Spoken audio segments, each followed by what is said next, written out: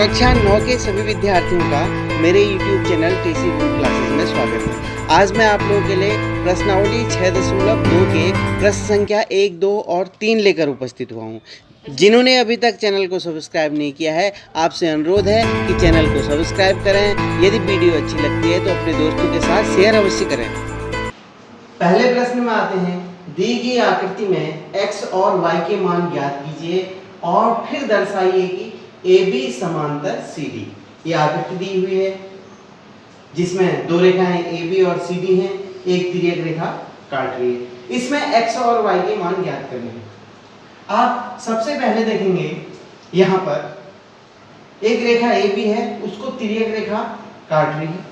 तो तिर्यक रेखा काटने से 50 अंश और x अंश के कोण निर्मित हो रहे हैं और ये 50 अंश और x अंश दोनों मिलकर क्या बनाएंगे, 180 अंश। अर्थात 50 अंश और x अंश मिलकर बनाएंगे 180 अंश, क्योंकि ये रैखिक युग्म के कोण हैं। रैखिक युग्म का निर्माण करते हैं यहाँ पर, ये आपको मालूम है। तो यहाँ से हम x का मान निकालेंगे। x बराबर 180 अंश ऋण 50 अंश अर्थात 130 अंश।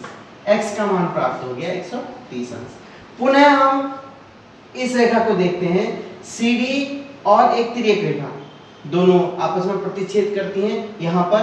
तो इन दोनों के प्रतिच्छेद करने से एक कोण बनता है y अंश और एक 130 अंश। आप ध्यान से अगर देखेंगे तो y और 130 अंश एकदम शीर्षाभिमुख कोण हैं, एक दूसरे के शीर्ष पे बने हैं, सिरे पे बने हैं, जो बराबर होते हैं। y बराबर 130 अंश। क्यों? क्योंकि ये शीर्षाभिमुख कोण है। शीर्षाभिमुख कोण आपस में बराबर होते हैं। शीर्षाभिमुख कोण x और y 130 अंश जो एकांतर कोण है। एकांतर कोण बराबर होने की स्थिति में ये दोनों रेखाएं क्या होंगी, समांतर होंगी। अतः रेखा AB समांतर रेखा CD, दोनों रेखाएं समांतर होंगी।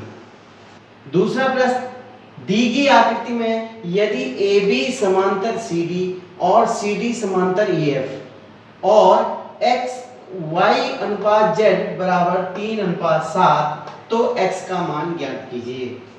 हमें तीन रेखाएं दी हैं जो आपस में समांतर हैं, AB समांतर CD और CD समांतर EF, जिनको एक तिर्यक रेखा काट रही है।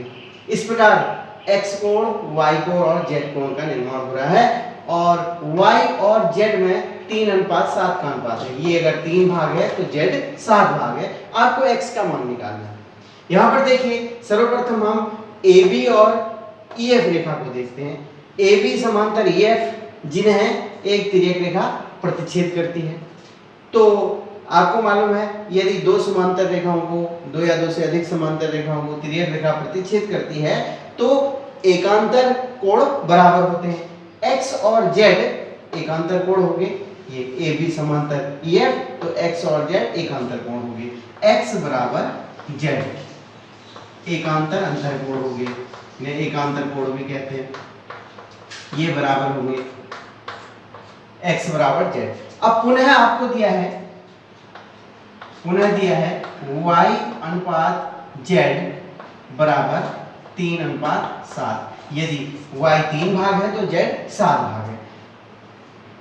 क्योंकि y अनुपात z बराबर 3:7 तो z क्या है, x है।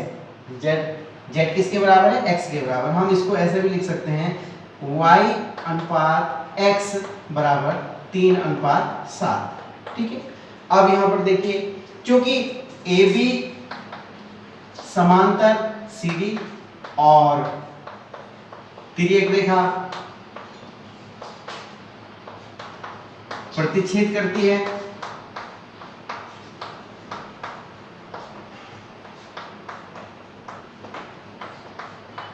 इस स्थिति में जो ये x और y है, एक ओर के अंतर कोण है और x और y का जो योग होता है वो होता है 180 अंश। क्यों? एक ओर के अंतर कोण, ये आपने प्रमेय में सिद्ध कर रखा है, एक ओर के अंतर कोण। x और y का मान, x और y दोनों मिलकर के 180 अंश का कोण बनाएंगे। माना y को मानिए 3p तथा x को मानिए 7p, 3p और 7p दोनों को जोड़ देते हैं। 3p धन 7p बराबर 180 अंश, दोनों का योग 180 अंश हो गया। ये हो गया 10p बराबर 180 अंश, p का मान आ गया 180/10 अर्थात 18 अंश। तो बांट दीजिए आप। अतः y बराबर 3p मान रखा है, 3 गुणा 18 बराबर 54 अंश, y का मान 54 आ गया और x का मान आ गया 7p अर्थात 7 गुणा 18 126 अंश, और x और y दोनों को जोड़ करके 180 अंश आएगा। आपको x का ही मान निकालना था, अतः x बराबर 126 अंश प्राप्त हुआ।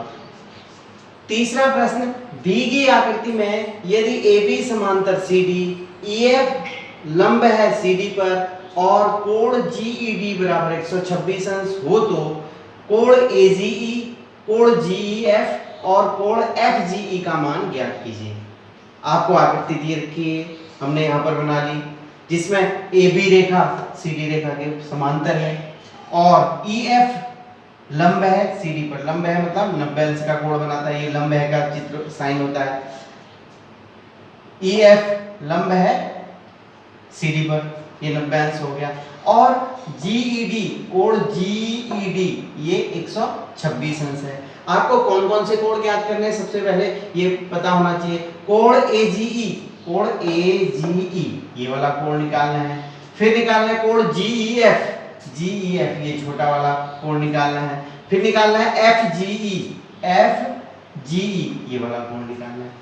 हमने एक चित्र फिर बना दिया है, इस लंब को हटा करके बना दिया यहाँ पर। AB समांतर CD और GE एक तिर्यक रेखा है, AB समांतर CD, G तिर्यक रेखा।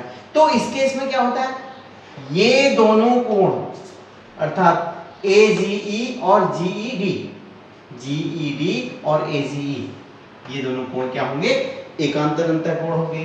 कोण AGE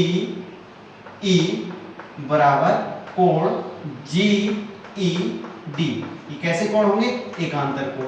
एकांतर कोण आपस में बराबर होते हैं और GED का मान दिया है 126 अंश, तो AGE भी हो जाएगा 126 अंश। ये यहाँ से यहाँ तक 126 अंश है, तो ये भी 126 अंश प्राप्त हो गया।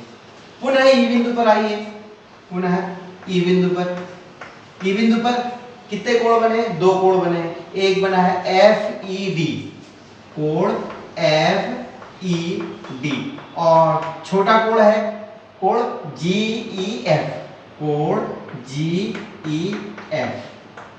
दोनों मिलाकर के कितने हैं 90, और ये मिलाकर के पूरा कितना दिया है GED ये 126 अंश दिया है, तो ये हो गया 90 और कोण GEF आपको निकालना है बराबर 126, तो निकाल देते हैं। कोण GEF बराबर 126 अंश ऋण 90 अंश अर्थात 36 अंश प्राप्त हो गया।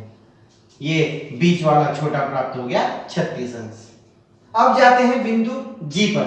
बिंदु G पर देखिए, ये दोनों कोण मिलकर के रैखिक युग्म बनाते हैं। कौन कौन से, कोण AGE और कोण FGE दोनों मिलाकर के 180 अंश का कोण बनाते हैं।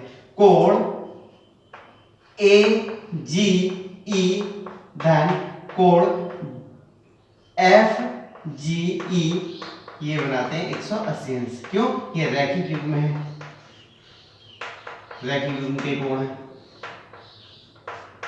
और अभी आपने प्राप्त किया AGE बराबर 126 अंश, ये 126 अंश हो गया, और आपको FGE निकालना है, FGE प्राप्त करना है बराबर 180 अंश। अतः कोण FGE हो गया 126 का पक्षांतर कर दीजिए, 10 में से 6 गया 4, 7 में से 2 गया 5, 54 अंश। इस प्रकार हमें तीनों कोण प्राप्त हो गए। कोण AGE बराबर 126 अंश, कोण GEF बराबर 36 अंश और कोण FGE बराबर 54 अंश। FGE बराबर 54, ये 126 और ये 36 और ये 54 अंश प्राप्त हो गया। वीडियो को ध्यान से देखने का आभार। विषय से संबंधित अन्य वीडियो प्राप्त करने के लिए डिस्क्रिप्शन बॉक्स में दी हुई लिंक पर अवश्य जाएं।